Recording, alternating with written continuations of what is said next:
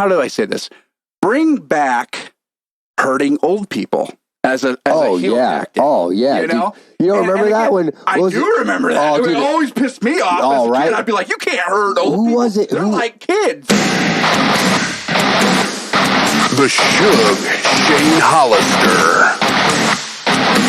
Logan, Ineichen. Lyndon, Ehlers. Wrastlin with music and life for life. Wrastlin with music and live, episode 11. We're short a man, Lyndon, obviously, and one of the big things I wanted to talk about on this one is it's called opportunity cost.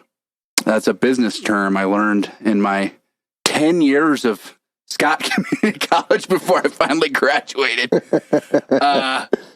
And what it means is you have an opportunity here and an opportunity here, but you choose the one to sacrifice the other, right? And it's just whatever's best for you. This is the opportunity cost. And Landers, I mean, obviously this whole month is going to be gone because he's playing out of town. Pit Lord, more power to him, thank God. But that's the opportunity cost, is to not be on this show. Now, again, I'm trying to figure out Skype, I'm trying to figure out Zoom and have him come in. But the way I have this set up... You would have to have another monitor to, see him. I mean, that's what would happen. It'd be fine. But the way I have this set up is it's more about badass audio so that I don't necessarily have to do much because the audio is going through Cubase. I could actually show this. This is what is happening. It's going through Cubase right now. And then that goes through OBS, which is in the other screen. I don't have that set up. But the point is the audio is already good, so I don't have to spend hours on fixing shit, especially because we're in a basement and there's a million things happening. But anyway, haven't seen you for a bit, bud. Cheers, man. Yeah, cheers. And got this new camera set up. Not good. Maybe you can adjust that, actually. Yeah, put it up a little bit. Just that top one. Yeah. There it is. Oh, it's not the best because of that light. Well, this light, coming off me. It's like a different view, I guess. Well, and again, if this battery fails, I got a camera on you that goes forever. So it's pretty much fucking awesome. Anyway, opportunity cost. So that goes with a lot of things. Actually, before we get into it, you had a show. And how was that show? The last show? Yeah, last night we had a show. It was at the Walcott Coliseum, and it was fun. It was really good. I had I don't know. I just felt like I had fun in that match. Yeah, for real. I was calling stuff on the fly that I don't know. I feel I'm getting more comfortable with calling stuff on the fly, talking more, and I think it's a lost art. Everything nowadays, almost literally your entire match is called in the fucking locker room. It's even your heat you're putting on a guy, it's why are we calling heat in the locker room? Why? Walk and talk, brother. Let's go. Right. That is strange. Yeah. So you guys, who wrestled? It was you and who? Me and Dion versus JT Energy and his lackey. JT Energy and his lackey? Yeah. That's a real... No, I mean, it's not his real name. Oh, dude, there's got to be a wrestler named Lackey. Ah, that'd be great, That'd be so sweet. But yeah, no, it started off as a singles match. It was supposed to be me and Dion for the belt. Yeah. And then they came and crashed the party. Oh, really? Yeah, so it got major heat with the crowd, and then they turned it into a tag match, and the crowd went nuts for that. Hell yeah. So... Dude, that's dope. Yeah, man, I didn't get to see any of it because it was last night. But usually it's uploaded on YouTube already. Oh man, there's part of me that wants to do a kind of a review on our own shit. That one's kind of fresh, so you kind of almost want to watch something of yours from 2 years ago or something. Or so you older, can be even. What the fuck? Right. I mean, one of the big ones I was thinking about was Mikey Shitfreak's match with, I don't remember if his name was Mikey Shitfreak, but Mikey Shitfreak's match with Colbster and me as Big Gay Jeff Ref, because that's forever ago. Very first show. And, just the amount of, just I don't know, the stuff that they tried to do, and I think they did pretty well. I don't think they failed in any of what they tried to do, but the stuff we wanted to do, and I say we because I was sitting there the whole time trying to come up with stuff that, of course I couldn't do myself like an idiot, but I'm like, yeah, this is cool.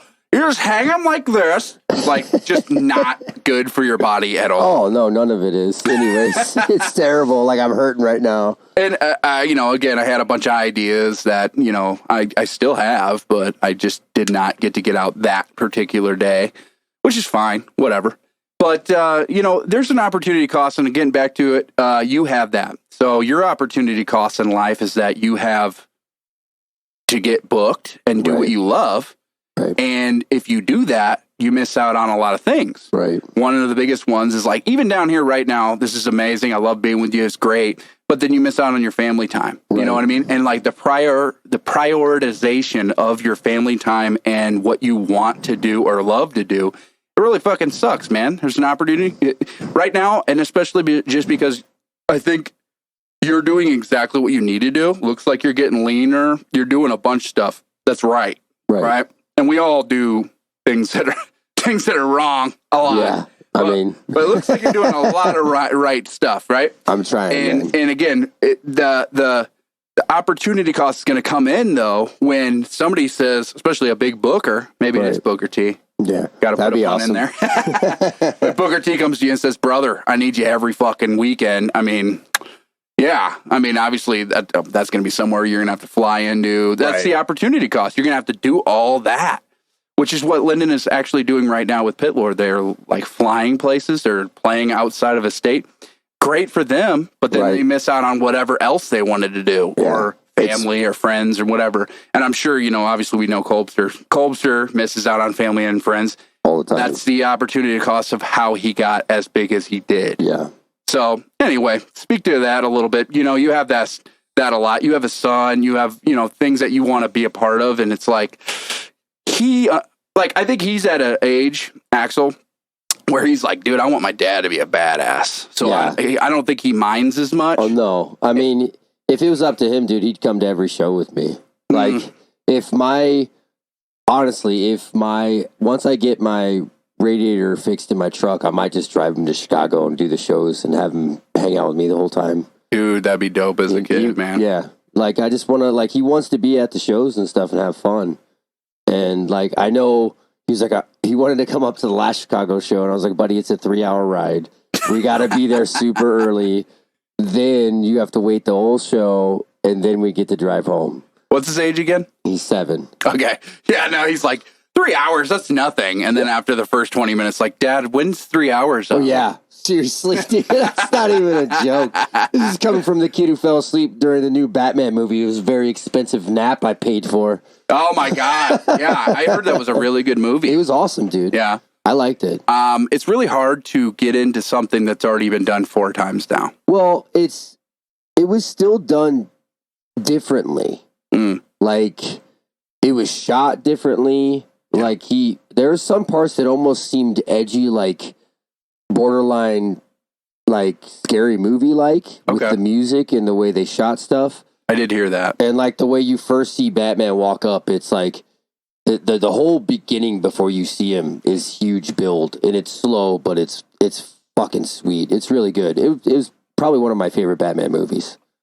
As long as it's dark. It is, dude. Super dark. And I've heard it's dark. And I've seen a few scenes, and I was like, oh, okay, this is, but again, it's like, dude, how many times are we going to do this? Well, the crazy thing is, I think that you're going to see Michael Keaton in The Flash.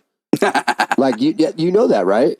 Yeah, you were talking about that a few episodes back. Yeah, And again, I think that's great. I think it's cool. You can use these multiverses to make a bunch of movies and stuff, but I think what I'm saying is, because I just seen Halo, which is a rendition of a video game, and it just seems to be, they never get it right. Yeah, no, it seems... Who's they? Obviously Hollywood. Right. Netflix, I think, is Hollywood, right? I'm not sure. Well, pretty much at this point, yeah. I mean, they're their own thing, but at the same time, they're not going to stick straight to the original story. They're going to make it their own. I guess what I'm getting at is they don't make original stories. Oh, Even when the story already was original. I think the biggest complaint about Halo, First and foremost, I like watching it just because visually it's cool to see Halo. You know, it'd be like visually, it'd be cool to see Gears of War. Visually, like all BioShock, they're making a BioShock from what I hear. Gears of War, I heard that I think Batista wanted The Rock and him to be in Gears of War. Nice. That was like they're both big ass dudes to be perfect. Yeah. Except for they would make a shitty movie. They probably would. Here's what they did. And I knew it was shitty right away when I read and again, this might be just hearsay because the internet is hearsay, but I went directly to when I heard there was a Halo live action, and I seen the comments, and directly it said the writers plural, did not play the game at all. Okay. Seriously? Exactly. So that was my first reaction. I go, oh, this is going to be dog shit. And then a lot of people had a good perspective, which was, no, just give it a chance because maybe they'll do something that's really cool with it, right? But they don't. They do the easy stuff, in my opinion. Like when I say easy stuff, it's really hard to explain. There's a like a bad versus good, of course. Right. Then there's just. It's just easy. I don't know how to explain it. Like they take the easy part writing. they take the easy part of the story and then they add the cool visuals, but like they're lacking other parts. Well, let me explain it better. There's two things that kill a movie or series for me now. One, the biggest one, is identity politics. Every fucking thing I watch is now there's this Asian chick who wasn't in the game, and correct me if I'm wrong, people, I'd never played Halo 1, but I'm pretty sure I don't remember an Asian girl at all. No. And then this girl has to be a badass. In the show, spoiler alert, a little bit, let's just say girls are way too badass. When did that happen in Halo? Halo is about Master Chief killing shit. Okay, well, I don't get it. They totally are obviously not. They're just running with their own story during that timeline. So it's not even the Halo of the game. They're just took the name of it and they're running with it. And then they're just telling other stories that were happening around the same time. Well, what I'm saying is it's so far, and I don't want to, it's not political. I'm just saying left field, right? That you're like, wait, what? I don't remember this at all in the game. And then you go, oh, okay, well, at least Resident Evil had badass chicks in the game. Right. Okay. Yeah, they did. So this was an original game when you're the main character, Jill Valentine, is a girl who's a badass. Yeah. And again, she's a badass because she's like a stars or whatever the fuck it was. I don't remember if that was even original. You're right. So, like, again, if you're going to make a movie with Resident Evil and there's a badass chick, I already expect it. Right. If you're making Halo and it was all Master Chief when I played the fucking game, and maybe like the one girl was obviously Cortana, duh. Yeah. And then there was like 2 or 3 other chicks that were like military chicks, but they didn't have a big part. This has whole stories for like a bunch of people they just made up. Right. They literally made a new story up. I'm not hating on it because I know that that's what you have to do. Nowadays, but you need to make it. If you want to make it different, man, make it cool. Don't make it like something I've already fucking seen before. And then, and again, how I say that, and I know like I'm just being a fucking keyboard warrior. Fuck me, I didn't make it, but at the same time, you ruined Halo, you son of a bitches. I'm still gonna watch it till the end. It's episodic. I'm only going to do it because it's visually cool. Like there was like 2 or 3 scenes. I was like, that was good enough for me, I guess. to pay for Paramount Plus. Yeah, right. Only thing on Paramount Plus. Anyway, and again, we got off topic, but it's all good. I guess what we're going to do that. That's going to happen. It's off topic with Shug and Wolo Bear all the time. And again, I was thinking about, man, the fact that we're doing this like earlier. This is usually when I'm a lot more awake, but the problem is I'm coffee awake, so I'll be coffee buzzing and buzzing. I'll just be like, blah, blah, blah, blah. Yeah, and that's okay. Yeah, no, that's perfect. Yeah, so give me back to the match. Let's talk about the match. We're going to be all over here, but what was one really cool highlight you want to talk about with your match last night? There was just stuff that like, all right, so they had a spot where JT was going to hit the ropes and try to knock Dante down with a shoulder block, and he's not visually big enough or strong enough to do that. So he hit the ropes, hits him, gets nothing. Yeah. And he's like getting ready to go again. And I was like, hit the ropes twice. And it wasn't called in the back, and he did. Oh. And then he did it on the 3rd time. He hit the ropes 3 times. Really? And then Dion Dion threw him up, like pancaked him. Yeah. And I was like laughing my ass off. I was like, dude, that was way better than probably what was actually called. That's dope. Added a little more comedic relief in it, you know?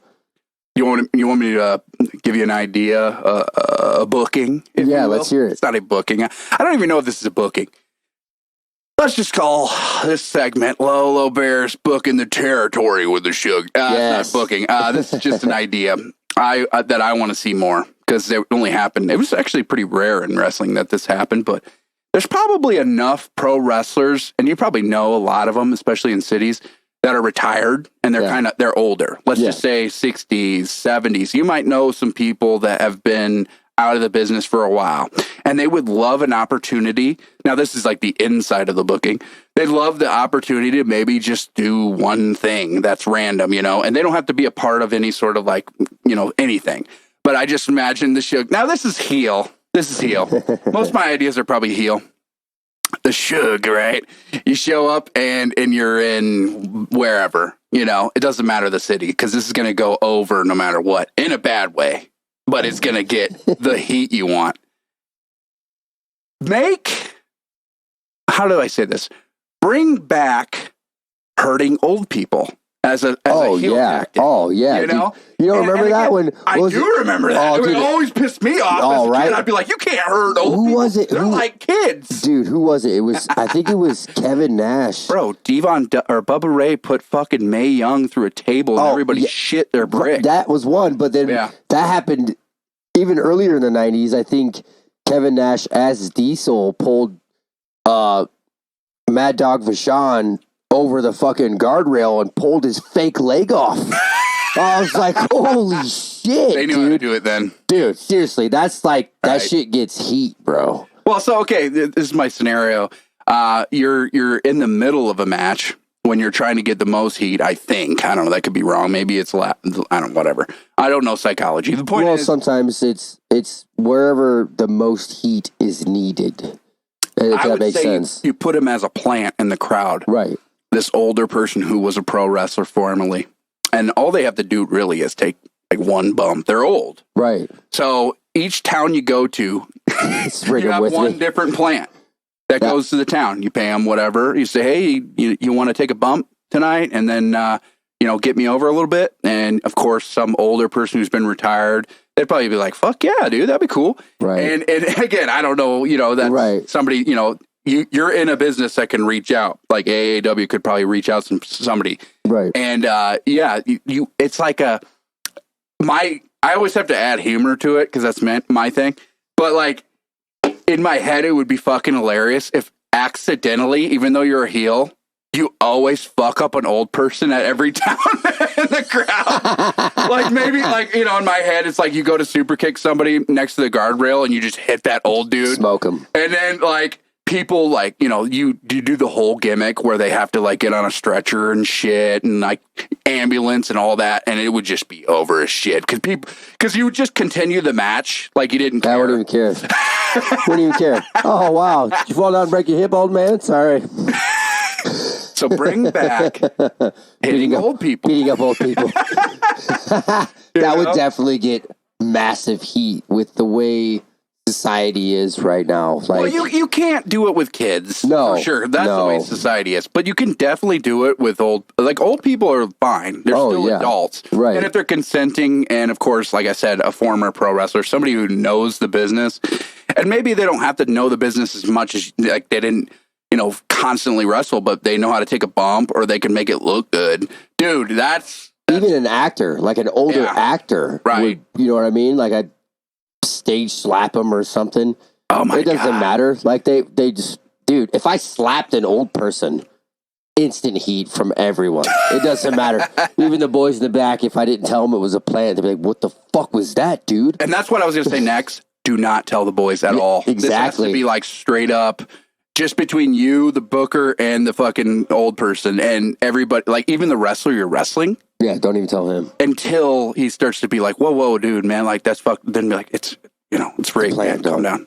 But but for real, that's also a lost thing is the whole thing with Cody Rhodes coming in for WrestleMania, wrestling Colby. Yeah. Like, everyone fucking knew it was happening already. Right. Like, because too many people talk. Like, there's no secrets left. True. I watched The Dark Side of the Ring with Brian Pillman. Brian Pillman worked The Boys, he worked Vince, and he worked Eric Bischoff.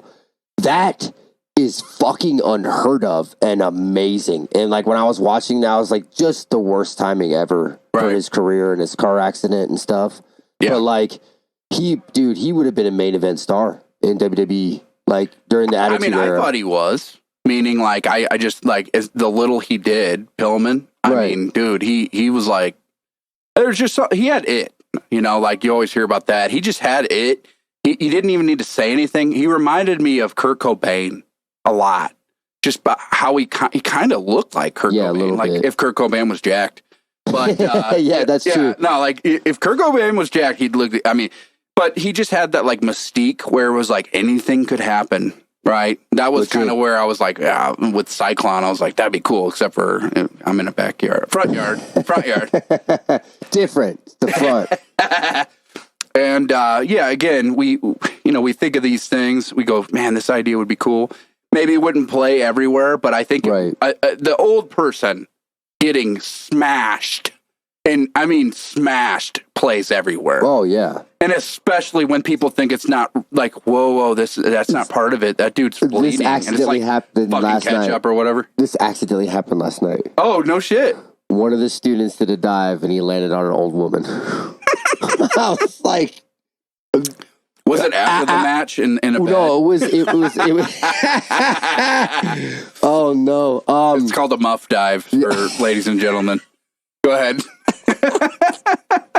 But yeah, he did the dive. I guess when he hit the dive, he landed on her, and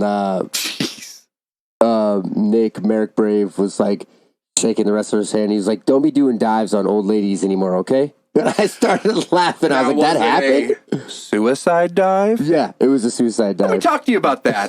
That's a controversial name. It is, actually. You know, it's almost as bad as curb stomp, maybe. Right. But again, why? It's a wrestling move. It's a name. I think they still do. They call it a plancha now. They don't call it suicide dive anymore. You know what I call it now? What? House show dive 2. Because everyone does Everybody does it. I would never do that. The regular house show dive, that one's scarier to me than just diving through the top and middle. Like I actually have to go over the top rope and go higher. Yeah. Like even all right, Sami Callihan goes through the bottom and middle and does a fucking suicide dive.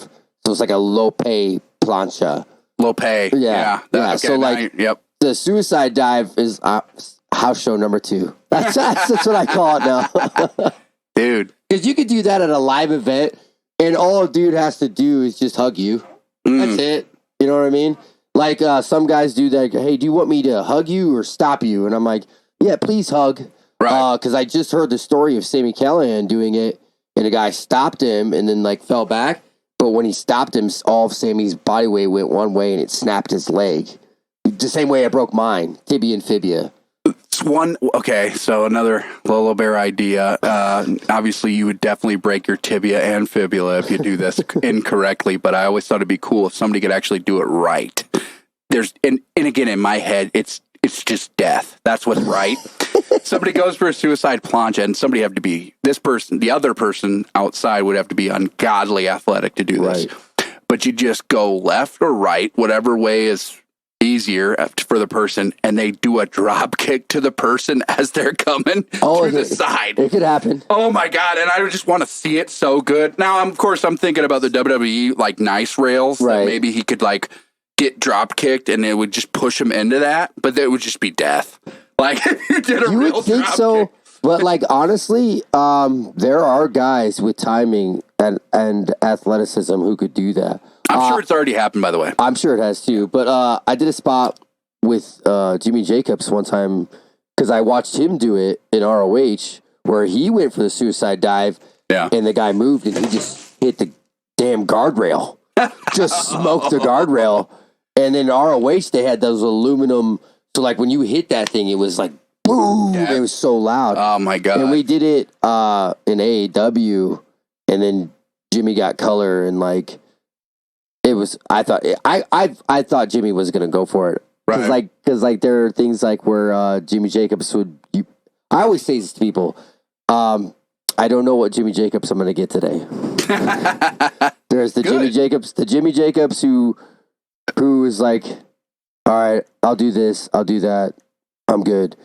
But every time, and I will say this, every time I've got to work with Jimmy Jacobs, I've got the Jimmy Jacobs who's like running up to the ring going, what do you want to do, man? I have all these ideas. And I'm like, I didn't expect you to be this happy about it. All right. I was looking at the lights. Yeah, I was like, all right, Jimmy's probably gonna want to, maybe take it easy. But every time, I don't know what it was. Maybe it's because Jimmy liked me, but like, yeah, every time he wanted to work really fucking hard with me, and like we had killer matches, dude. Like really, really good matches, good storytelling. Because Jimmy's an artist, dude. Like I think that WWE lost something very valuable when they let him go. Did they? Yeah, I'm not sure. As a writer, I really think that they lost out because Jimmy is so smart. And I don't know the system at all there, but I assume that that is correct. Again, maybe he knows it too much though. Like again, I don't know what. Some of them, like some of the I don't know. You don't catch up on Raw at all. No, so I'm not gonna like get into it, but I'm just gonna say like as a casual fan, I'm always gonna say that before I talk about it. I just think, wow, like this is. I don't want to say boring, but it's just like, okay, it's fast forwardable because I know that something's good, but it's not. But if I see it super fast, I'll know what was good. See, this is it's fast forward. It's super fast. Also, this is where I think that Raw fucked up is when they wanted to make it 3 hours long. Well, let me actually. While you said, do you have Hulu? I do. So you can see it the next day without commercials. And I heard that's like way better. It's actually so much better. And especially for Raw. Raw is way too long. But like, you know who you don't want to watch. And no offense to them because they're doing something way better than any of us. And I don't care if they, have been in the business 1 year. Good for them, right? And obviously they had something that somebody's seen. And I'm not saying, again, let's get back to Jimmy Jacobs. Jimmy Jacobs is a wrestling mind, and maybe they don't want pure wrestling mind because they're looking for somebody who's gonna say yes, man. And a lot of wrestlers, including yourself, yes, you're not gonna always say fucking yeah. That's a good. You're gonna be like, no, that's not a good I don't idea. know. I told this story of one time that I was actually pissed about something that was booked. Hey, try and see if that you have the mic the right way. Maybe that's. It says back right here. You've always told me to put the back towards me, right? No. Damn it. That you. Sounds better. Yeah, that's you. All right. I wonder if the whole episode's going to sound like shit until now. It won't sound like shit either way because I'll do a bunch of stuff because I'm fucking magic, brother. All right, get back to your brother Jimmy. All right, so, well, this one doesn't have to do with Jimmy. This is a part where you're talking about yes men in wrestling. And there are times where just booking, you're just like, what? I guess, okay. But like one time I was actually genuinely pissed, like mad. Company brought me in and they're like, I'm steamrolling and they're just giving me this big push. Steamrolling like you played for the Steamwheelers? No, no. Like they're giving me this big push, making me look like this big babyface superstar. Yeah. And then put me in the ring with their which is called their mid-card champion, like an intercontinental champion or whatever. And then they have me tap out as a babyface. And I was fucking pissed. I was like, dude, this is fucking dumb. The booking's terrible. And the funny thing is, the person who was help booking was Prince Ali. Oh, okay. So me and Ali, he's like, dude, if you don't fucking like it, say something to me. I was like, I fucking think it's stupid as fuck. And this is happening in the locker room. All the boys can hear us. Right. And he goes, if what I'm booking doesn't fucking go over with you tonight, you can tell me I'm a fucking piece of shit. You already told this story on the podcast. Oh, that's right. I did, didn't I? Wow. Look at this fucking wrestler. Fucking His memory's repeating great. myself. Hey, concussion syndrome. Well, and it was somebody you respected, and Yeah. he said exactly what you needed to hear at the time. I don't think that, I'm just saying, like, no, man, I think you literally, like, there's so many little battles that happen that people don't see that it's okay to say no about. Like, say, for instance, if it was just like, hey, I have this spot, dude, and and maybe this guy's like 1 year in the business, you probably dealt with this, and he's like, I got this spot and I'm going to do this. And it was like one of my ideas where, like, you're going to die for sure. And you're like, nah, we're not doing that shit. Well, this did happen. Stephen Wolf is so used to working with younger talent. Mm-hmm. He wanted to do, you know how you do the back suplex, land under your feet? Yeah. He wanted me to do that and then land under the apron. I was like, bro, No. I'm sorry, I'm old. And if I could pull that off, it'd be my luck. I'd fall right to the fucking ground, back bump. Right. Like, God. I was like, dude, that's scary as fuck. Yeah. Like, I mean, these guys can do it. Like, you should see these dudes at these shows in AAW. Like, just athletes who basically like gymnasts, man. Like, they can do, they can manipulate their bodies to land like cats. It's fucking crazy. But like, he called that, and I was like, that's definitely, I'm sorry, man. I can't, that's a no. I can't, you know, I'm 35 years old, been doing this fucking shit like 15, 16 years. Right. That's that's with breaks too. So like without breaks, that's, oh my God. Anyways, but still, yeah, that's the one time I was like, no, definitely not doing that. Sorry, man. Shout out to Dave Stage. I want to say, yes, you're doing it, and I want to put him over because I know, again, we're talking wrestling, and I think that's what's going to be the show because we don't have another asshole who loves music as much as we do. We'll get into it. But We'll talk some music. Yeah. it's all about wrestling and music and life, and guess what? I literally made the fucking best title because we can talk about whatever the fuck we want. Exactly. But with Dave is in the best shape. Like, he literally makes most of the WWE wrestlers look like shit. Now, that's true. I only say that because WWE's always been about, like, the beefcake who looks great. And Dave Stage is more than beef, man. That motherfucker's awesome. Now, again, that's his real... I don't know what the hell his wrestling name is. I should have looked it up. I believe he's actually wrestling under his real name. I mean, I might be wrong, but, like, I haven't seen anything besides Dave Stage on anything that's, like, flyers and stuff like that. So, well, and again, with him, oh, man, that's a guy that you... need to hook up. Of course, you guys are good friends in life. I feel like an asshole because forever. I feel like an asshole because here I am. We're talking about him, and he sent me his match with John Gresham, who's one of the best pure wrestlers on the planet right now. I did see. He looks like he's in shape. Dude, He's John like Gresham. But John Gresham is shorter than me, and I'm not a very tall guy. So but that doesn't matter when your name's Low Key. Yeah, that's true. Dude, Loki's taller. Loki's shorter than me too.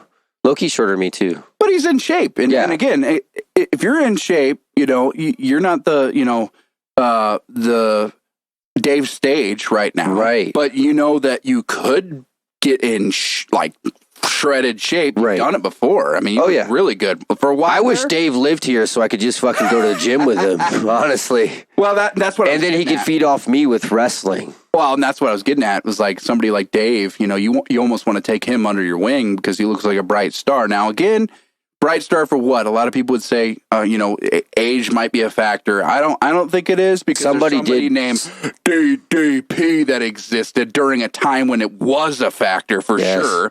And now, again, what are you reaching for as a pro wrestler? You're reaching for the audience being bigger.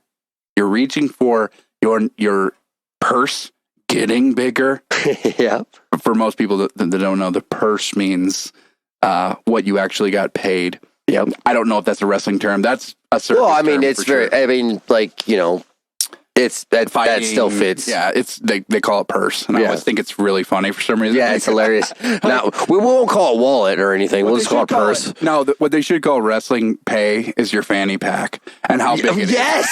Get that fanny pack bigger, bro. Well, it's like anytime I ever seen a wrestler, they got a fanny pack, and it makes me. It's all come back too, and it's funny because we don't. AJ Styles. They don't even high V up the street. Like, well, I mean, AJ will wear it the normal way, but Colby will wear it like a fucking over underneath his arm and It's shit. called a merce. Yeah, it almost becomes a merce, a man's purse. Yeah. But what I'm getting at is the wrestlers, just like any musician, pit lord, bands that are out there, they want their merce to get fat with that cash. You know, maybe we don't have cash because we're in inflation, but they want their credit card to go up with money, or their debit card, or whatever they got. The point is you're trying to strive. And again, when I look at him killing it, literally looks like he's, you know, the video I seen was like a clip, Dave. Right. I don't want to be like, hey, I watched your whole match. I didn't, and I would if it's up there. Send me it. But anyway, I have it. I actually, when this is over, I fucking need to watch it and send him some input, because it was like a week ago he sent it to me. And what area is he? You think? Did he say where is Dave at right now? I can't remember where Dave's at right now. It's like states away, though, right? Yes. Yeah. Well, he's not here close at all. Well, again, that also could spread your booking, though. Yeah. You know, and especially, I'm just saying, like, you know him, he knows you. Favors in the business have always been a thing. Hey, man, if you want to come up here to SCW, I'll put you over. How would you put him over? In my opinion, I'm booking the territory again, brother. Let's hear it. I put him with you. Oh, exactly. And I have him be a destroyer. And you know what he destroys on accident? Old people. What does book his dad? What's book his dad? What's book? Well, hey, man, I dated Dave dude, Senior. can you imagine that? You're not old, man. You're not old. He's not old. That guy But would kick your ass still. Can you imagine Right. him at a show just punching his old man? Like, you get instant heat, bro. But the circle of life, because didn't he teach you how to wrestle? You know what? Dave His dad, Senior? Dave Stage Senior, was my wrestling coach, and the See? best coach I ever had in anything. The story books itself, Yeah, brother. it's true, just man. Real life. It's true. It's just real life. Dude, and the show you were talking about, the very first SCW show with Colby and Mikey and you. Yep. I'm laying on my back during the match, and it's something he would yell at practices if we were tired. Get off your back! And that's the one thing you can hear on the DVD. Oh, man. Yeah, and that's what like. Real life is better than what you can write. Right. And real life is everything you just said is true. So book it. Again, you know, Chicago is probably a place also for the man. Dude, if you brought him out with you, and again, I just think Diesel, now he doesn't have the height like Diesel, but he is just so He's jacked, bro. He's jacked. And again, you guys have a lot in common in general, but I would just say like metal music and all that shit, but I'd say like, and hardcore, yeah. But I would also say you have an edge to you, both of you. And again, super dark features. I mean, dark hair. But I'm just saying, like, in general, just an edge. And that's what maybe, again, your face right now. Let me book something. I think we already kind of came up with stuff. Faces, to me, like, in the past, present, and even in the future, have catchphrases that are really cool.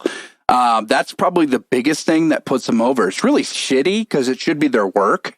You know, they do cool stuff or whatever. But for me as a casual fan, I go, dude, Roman Reigns isn't heel. He's a fucking face. Acknowledge me. That's cool. It is cool. That's cool. And but again, also sounds like an arrogant asshole at the same time. I know. But you know what was the coolest thing in the world? People always remember this. Suck it. That was the coolest thing in the world. That's not something you say as a fucking face. But oh my God, no. So my thing is I've already kind of came up with one for you, which is, again, in that realm. And this isn't as bad because you could literally flip the script on it. But you already said it. S-hug. Yeah. You know? Give the Shug an S-hug. S-hug. Oh my God! You know what? I need the Shug. They need to, once if S-H-U-G. S hug. Yeah. Now, what does that mean to me? To me, that means you're getting your dick sucked by somebody. To them, just give me a hug. Literally, just give me a hug. But that's the best writing is where it teeters back and forth. Yeah. We know it means get your dick sucked. Right. Yes, hug. You're fucking hugging the back of a getting male a suck or hug, female, a whatever suck you're hug. into. I don't care. But, you know, give the Shug an ass hug. Ass hug. Oh, dude. All right. Right? All right. So the second Danny turns me heel in AAW, there it is. Oh, okay, so because it would work for heel or baby. But I think as a heel, you start that first. Yeah. And then when you turn face, like the people get into it way more. Well, the reason why I like it is because you can say it, and even if you're a heel, you can say it, and children aren't going to go. They're going to go, oh, he just means hug, and that's fine, right? Because there's a lot of kids that come to the show. Oh yeah. But the parents will know; they'll be in on it, and I hope they're not going, hey, by the way, he means get his dick sucked, because you're an asshole parent if you do that, dude. Listen, you're an asshole parent if you do that. Now, I agree. Again. With it teeters so good because, yes, the parents are in on it, but the kids are like, yeah, I want to hug him. He's cool. You know, they don't know. And so it works. You got to remember, though, when we were kids, we heard suck it. Oh, yeah. They literally meant suck their dicks. Yeah, listen, the Shug step is fucking simulating giving what they call the pile driver in porn, which is when a woman's high neck bump and the guy's dipping it in her. Right. Like, that's what I'm simulating. So, in Dreamwave, there is a video and a picture. I come out, and there's like 8 kids around me doing the Shug step. I was like, they don't even know. It's so awesome. They have no clue. It's great. And again, that's where, you know, sometimes you do need somebody, and I'm not a pro wrestler. So you need somebody who thinks about it in a different way because I used to love wrestling. So I still have I remember my child brain that was so obsessed with these humans that were gods to me. Yeah, heroes, superheroes almost. Straight up heroes. And, you know, again, it crushes your soul to think like, you know, in my head, I'm like, you know, that boat's already passed because I was just accident prone, you know, broke shit really easy. And like I say easy, I literally was walking down a hill and broke my leg in a fucking hole. Down in a hole. I stepped in a hole and broke my leg. And I tried to walk on it and I broke my foot because I tried to walk on it like an idiot, you know. And I'll give myself, that was a tough move. But anyway, I'm like, it's not broke, even though it's to the side and not on my Oh yeah, you know. That's one of those things where you're like, yeah, that's definitely broke, dude. Yeah. And again, I always tried to do things in pro wrestling that I just knew I could do, and again, I think pro wrestlers nowadays do things that, man, I don't know if you're going to do it, you know. And like you were talking about this earlier, like. Sometimes a wink just gets over more than my fucking move. Right. Like a wink to somebody, woo, you know. Yeah, anything, dude. Yeah. Imagine again, this is, I guess it's psychology, but I'm just saying like the psychology of pro wrestling gets thrown out if there's a bachelor party or there's a bachelorette party and you have 50 drunkards. Yeah. They're just like, oh, fuck, which probably has happened to you. 50 me when I'm drunk, you know? And again, you're like, okay, I can't do anything. So what I'm going to do is I'm just going to go talk shit to them and just fucking make them feel. Dude. Well, it's, again, you have to play to your audience. You have to remember, because we tell this to the students all the time, like, don't go out there and just work for yourself. These people paid to see you perform. Right. And they want to see a story. They don't want you to just do whatever the hell you want to do. Do it right. Put it right. Remember who you're wrestling in front of. So sometimes that happens. I told this story last night, and I've never told it. I know for a fact I've never told it on here. Yeah. I did a variety show in Milwaukee, and it was called Mondalucha. It had burlesque, stand-up comedy, and pro wrestling. So the first act was pro wrestling, but they made some of the guys wear masks. And I remember working with now Drew Gulak on TV. He was Fire Ant. Drew Gulak works for WWE. Big ass fucking dude. Like he's a big ass dude? No. Oh shit, I don't know. But he works for WWE. Okay. And he came in with the Cruiserweight Classic, which was a bunch of guys that if I would have still been wrestling and still going, I just was whatever. Coulda, shoulda, woulda. You're exactly. still here and you're still doing it, Bubba. The thing is, so a lot of guys are under hoods, and there's 600 people there, dude. Yeah. And I'm like, okay, well, we go over all these spots. Me and Nick Brubaker, who's basically wrestling under a... Dude, I wish he would... I don't know if he still kept the mask or not, but it looked like a fucking super shredder mask. It was awesome. Nice. So, like, we're running this spot, and I shoulder block him. Takes the bump, and it was like I dropped him on his head off the top rope. This crowd was... And I look down at him, and I go, we call too much. And I run the rest of the spot. You talk too much. But, like, you can't That's fucking botchamania, It's true, but here's the thing, is if it was just me and Nick, we could have fucking switched it up. But it was a 6-man tag. How am I going to fucking look at everyone and walk up to them, talk to them, and tell you, hey, we're cutting a fuckload of this off? Like, they just popped like I gave him a pile driver from the top fucking rope right now. Oh, yeah. Yeah. Dude, because there was a casual crowd. They're not a wrestling crowd. So basically, they were amped to see whatever. So the first fucking bump was an explosion. Same thing that night, though. Yeah. A guy landed on an old woman in second row, overshot his dive. Over the guardrail, over his opponent, lands on an old woman. Literally lands on her lap. Jesus. She's like, thank you. But if she'd been a plant and sold it, and he pie-faced her when he got up, oh man, that would have got so much heat. She would have loved it. Dude, again, this is the probably the question everyone's going to ask you ever, but I'm going to answer one too. I'm going to answer it as well. Dream opponent. I mean, there has to be one that's current, and then the one that obviously maybe isn't current, of course. So dream opponents, plural. Okay, I have two right off the top of my head.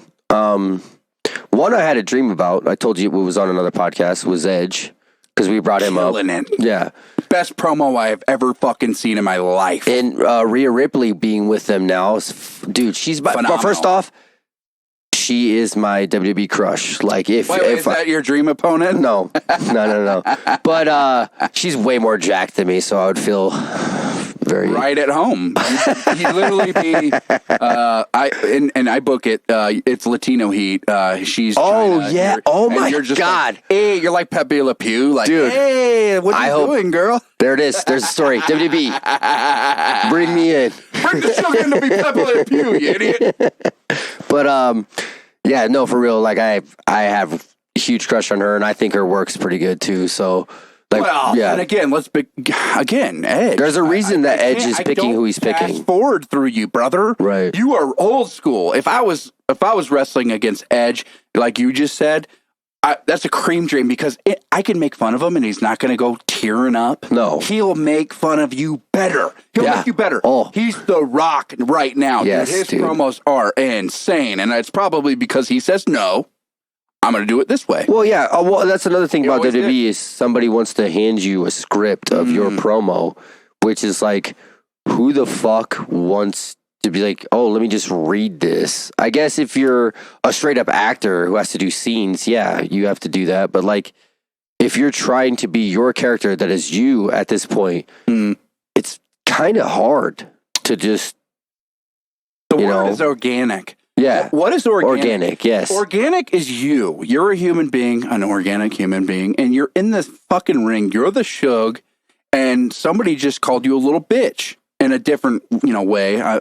There's adult shows and there's SCW or whatever, and they call you whatever. You got to come up with something right back, because that was the old school way that we grew up. Now, obviously, the children now, they don't. Maybe they do. Maybe bullying's just in a different way.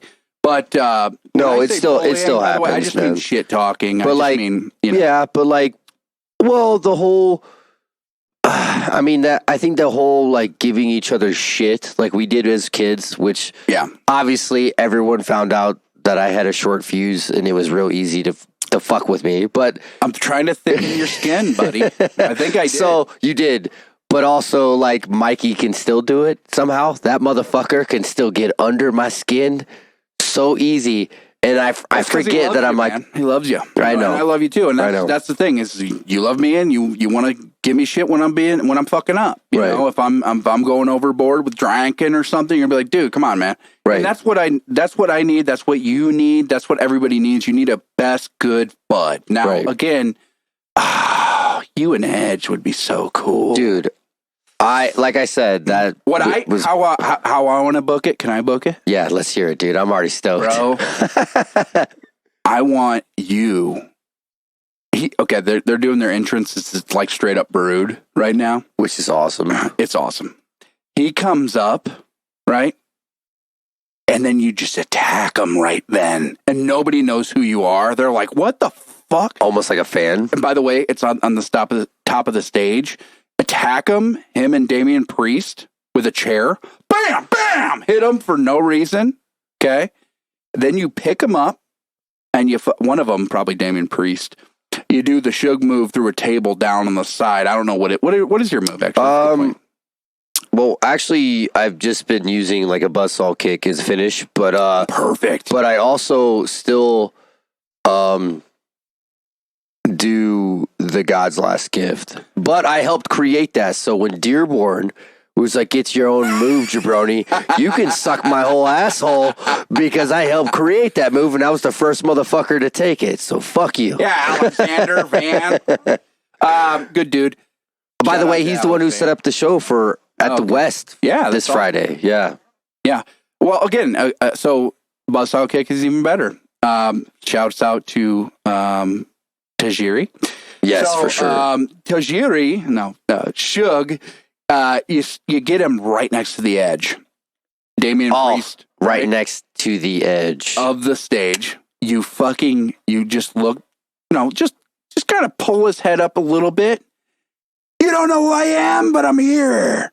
And then you just enziguri kick. And then he falls right through a table, hopefully. I don't know if that's going to happen. Like, that's a different bump. That wouldn't happen exactly unless he really throws himself, which would be the way I would do it. With how high it is, technically, sometimes those ramps are high enough that even if you got kicked, you could do like a roll flip bump into a table. Cooler, do the old Mick Foley and have him fall onto what looks like a PA and it just blows up.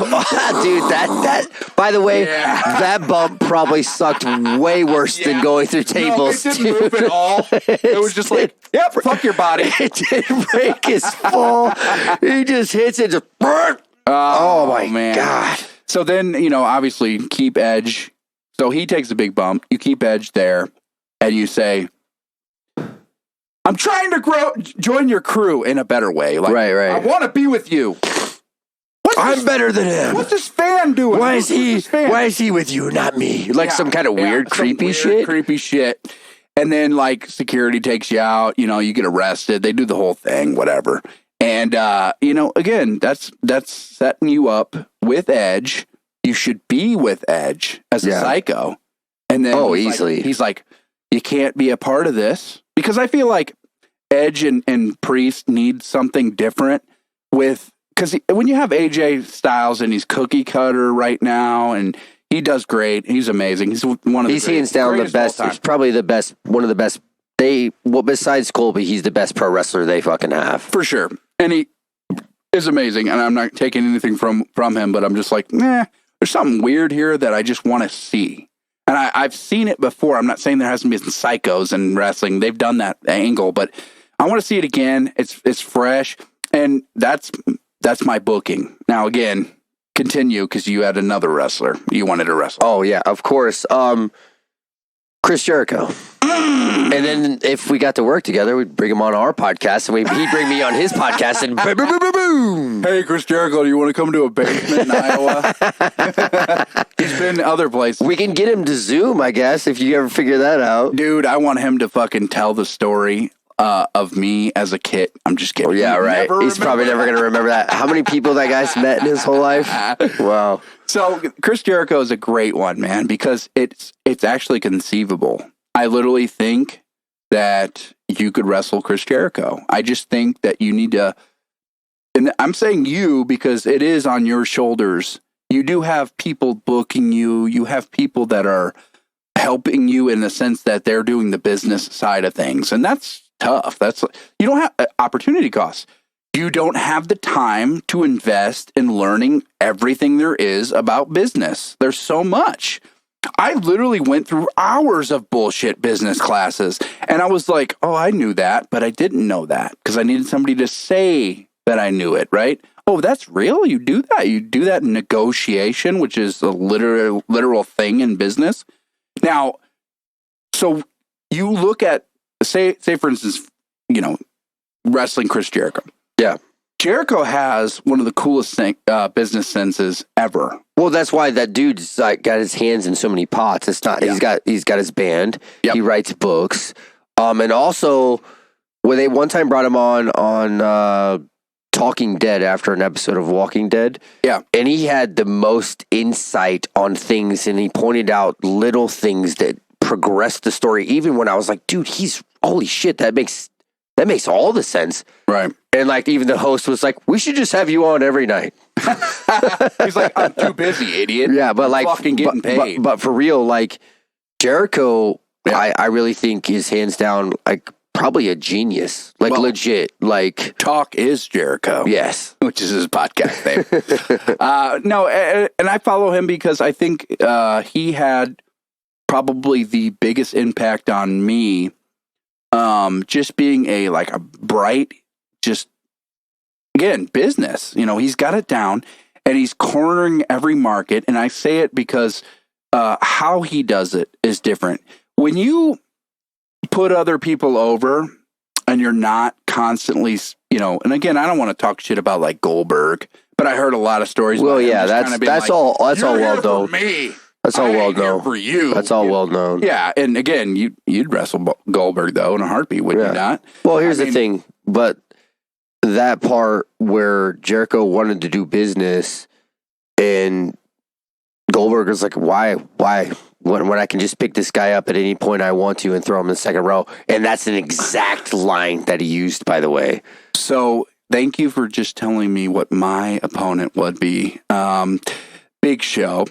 What would happen is I would show up. Big Show would chokeslam me right away. Chokeslam done. And the match would be over, and I would go in the back, and we'd just get drunk as shit, and I would outdrink the Big Show for sure. Yeah, fucking right. If he's a drinker, there's no way. There's no way. Dude, that was like when I would try to keep up with you when I was 160 pounds, and I'd throw up at the bar. Well, you're like the Big Show then. You're going to be a little bitch. No, I just think about oh, man, that'd be really cool to make $2,000 just getting chokeslammed right away. Oh, my God, I'd love that. Dude, I'd do it in a heartbeat. This speaks to a better story. I pissed Colby and all of them off so much one night when I just kept saying over and over, chokeslam done. Chokeslam done. Dude, I remember this. I was a part of this. And yeah, you're going to wrestle the Big Show? Chokeslam done. And I remember thinking, yeah, dude, that's, I think I'm with Logan on this one. Well, what I was saying was, and obviously Bret the Hitman Hart wrestled people that, like Andre the Giant, and he actually wrestled them. And I can't believe Andre the Giant bumped for him and stuff. He really liked Bret the Hitman Hart. That's because Bret was a legit fucking worker and one of the boys. His family, though, right? Yeah. Stu Hart and he was I'm giving respect. But the whole thing about the Big Show is the Big Show's fast as shit for his size. Dude, yes. Nobody except for maybe obviously, again, there's athletic, huge people, the NBA, duh. But I'm saying with Big Show in he's a legit worker took him forever. The coolest thing about him, he was humble enough to go to the NXT when they told him, or it was called FCW at the time, to retrain and try to bump better. And that's super humble. You were making money. You don't have to do that. And again, with him, Like for me, I always just thought it'd be fun if you could do that, get a choke slam done, and then you're off to the bar and I would have fun time. I would not even if we went to the bar, if we just fucking if we were just like that was it. All right, fantastic. Dude, that was great. Like right now, SEW books Big Show. Okay. So much money. He comes out, he does a promo, and sorry, SEW, maybe AAW, whoever can get him. The point is you get the Big Show. Big Show comes in, Paul White, and he chokeslams somebody named the Shug. But Amber Heard comes out, the impersonator, and low blows him as he's trying to chokeslam you. Yeah. Then you do the Tajiri. Yeah, the buzzsaw kick. AKA the Shuganator. Again, I book stuff. Right. That's my obviously the one I would love to wrestle, other than what I said, would be Sting, and I was like in tears that Colby got to wrestle him. That was probably, even though he won the title, that was amazing. But for him to be able to wrestle Sting, dude, right? I don't care that he wasn't the best worker, and like a lot of people like online, like Sting fucking sucks. Oh, fuck Ric them. Flair, blah blah blah. Yeah, of course Ric Flair, dude. Of course Ric Flair. And by the way, Ric Flair's coming back for a match, dude. Yeah, you saw that stuff online with him and Jay Lethal. Guess what he was saying? He might wrestle the Shug. You never know. Oh man, yeah, right. Or he puts Shug what's over. Gonna happen is he'll end up doing one more, and it'll be in AEW, and it'll Do get you know Jay Lethal? I think I've met Jay maybe once or twice. I would reach out to him and say, "Listen, buddy, you ever heard his let's impression of the wheel?" You heard his impression of Flair, right? Oh yeah. No, it's amazing. Fucking dead on, man. Well, I watched them wrestle, and of course, Flair he's old. Yeah, but did you watch their old stuff that they did in TNA where he was using Flair's lines, and Flair's like, You can't say that. That's my line. You can't be me. And I fucking watch it, and I start laughing so hard. And Flair's face is red, and his eyes look all crazy. That's one of the coolest promos I've ever seen, and it was in TNA. Bro, God, I hate keeping booking. I got to book it. Flair's there. Flair brings literally everyone, because everybody wants to see Ric Flair. The whole front row is like Triple H, fucking everybody who likes Ric That would Flair, be crazy. okay? And they're watching your match with Ric Flair, okay? And again, you have to have some sort of handicapped. Like you just have to. Right. Hand tied behind the back. Because if my hand's tied behind my back, I'd beat Ric Flair even in his prime. Right? Yes. Perfect Next promo. minute, oh my God. What I just thought would be really cool is like Ric Flair takes breaks for no reason because he's having fun. Right? Yeah. And then he just slaps everybody's chest that's in the front row, a bunch of old wrestlers that love him. Like Hulk Hogan's there for no reason. And he just gives them fucking chops. And he says, you get a chop. And then he gives them a drink. As a fan, I would watch that for sure. Oh, dude. And you're in the ring, taking bumps for him everywhere. You're basically old Ric Flair. I would do. You got to learn how to do the Ric Flair bump with the fucking... I don't want to do this. I don't want to do Ric Flair's bumps because I don't know how he hasn't had to have his hip replaced because he bumps on his hip. Yeah, he probably just said, fuck it, I'm old and I'm just going to... No. He has been doing that forever. Like, maybe it was after he broke his back. Yeah. But he does. He'll take a back body drop all on left hip. You watch it. He'll take it on the floor. I've seen it. Take it on the floor. It's like, I don't know. Somehow, I don't know if he's had a hip replacement, but I don't. You would think he would have had one by now. And again, with Ric Flair, he has everybody's respect. Dude, I met him and I was scared to walk up to him and talk to him. I was scared to introduce myself. Same here. Because I was like, well, SCW booked him. We had him. And like at the Rust Belt, and more people showed up actually to do the meet and greet. And then only like maybe, I would say 75% of them stayed for the show. Which is still probably pretty good. Oh, it was a great turnout. Don't get me wrong. It was fantastic. But like, I was sweating fucking bullets. Sweating bullets. Exactly. But like, we have to transition into music now? Yeah, we're going to.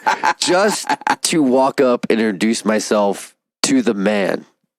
One of the greatest of all time, hands down, Ric Flair. Like, this is what I want you to do. Even if you're a face. There's been Ric Flair. He's the greatest of all time. It's Ric Flair. To be the man, you have to beat the man. He was the man. There was Bret Hitman Hart. What did he say? Best there is, the best there was, and the best there ever will be. But there's no Shug. Fuck 'em. So that's what I always do. You guys show me music and stuff, and I fuck with these guys a lot. And they'll be like, oh, this is the greatest thing in the world. It's no Shug Project, even though we're not even a band. So my thing is... I talk about it, but like people are like, what? Promo, you just need to put people over, right, that you know are amazing, say their things, and they're no Shug. I'm the Shug. They're not me. They're just not me. Everybody's looking for something new. Like, how are you going to say it? You just say, not me. I'm Shug. You're not me. Ladies and gentlemen, that is all the time we have today, this week. I just want to say, thank the people that are supporting the Patreon. And if you don't know about the Patreon, look down in the link section and check it out. Wrastlin with Music and Life. It is more than just this show. It is supporting the Shug, supporting Lyndon, and supporting Logan and Eichen's possible adventures, which I am working on and diligently trying to get done. Thanks for watching. Like and subscribe, and leave a comment below. We love comments, man. I don't care how bad this show is. Tell me how bad this show is, because it is bad. And we enjoy it. And we enjoy you guys. And if you ever see me out and you want to talk shit, please do. I have very thick skin. And support all of what we're doing. Lyndon Ehlers band, Pit Lord. Lyndon Ehlers got some more bands in the oven as well. And support the Shug shows. He's got one coming up Friday. And I'll put a picture up, but that's at West High School, Davenport. Anyway, get yourself in gear and watch all the episodes if you haven't watched in the past. They're embarrassing, and that's why you'll love watching it. I love watching embarrassing things. All right. Thanks for watching. And again, like and subscribe. Till next week. Peace.